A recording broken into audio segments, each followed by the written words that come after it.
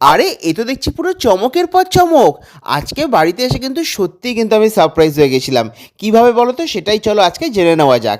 আজকে যখন অফিস থেকে ফিরলাম তখন এসে দেখছি গরম গরম ফুলকো ফুলকো কড়াইশুঁটি কচুরি হচ্ছে, তাও আবার তৈরি করছে তোমাদের বৌদি। তবে তার কিন্তু আজকে একটু পোশাক আশাকে পরিবর্তন আছে।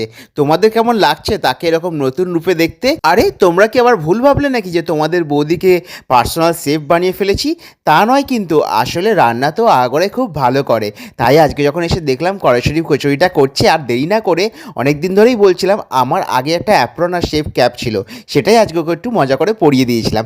চলো ফাইনালি কিন্তু রেডি হয়ে গেছিলো। কড়াইশুঁটি কচুরির সাথে ছিল পোস্ত ফুলকপি, আলু পোস্ত আর আলুর দম। তো সমস্ত কিছু নিয়ে কিন্তু আমরা সপরিবারে বসে গেছিলাম রাতের ডিনারটা করতে। তো আমার তো এক কথায় কড়াইশুঁটি কচুরি খেতে হেভি লাগে। তোমাদের কাদের কীরকম লাগে অবশ্যই কিন্তু লাইক ও কমেন্ট করে জানাতে ভুল করো না। আজকে ভিডিওটা এইটুকু। Subscribe for more.